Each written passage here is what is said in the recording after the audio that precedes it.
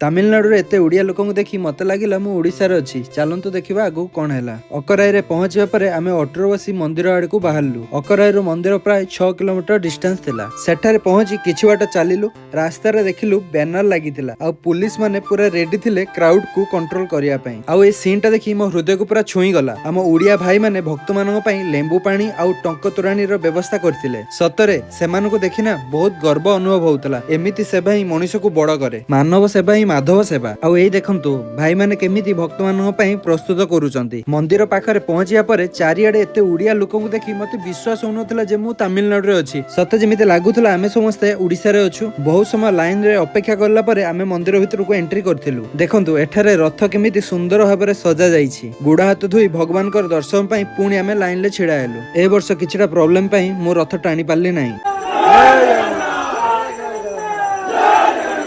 फिर भी महाप्रभु को बाहिर देखी मनटा को टिके शांति लगिला। नेक्स्ट पार्ट रे मु आपण मानकु देखेबी कौन कौन सब घटिला। सेति पई चैनल को सब्सक्राइब करंतु एंड फॉलो करंतु। रहिली जय जगन्नाथ।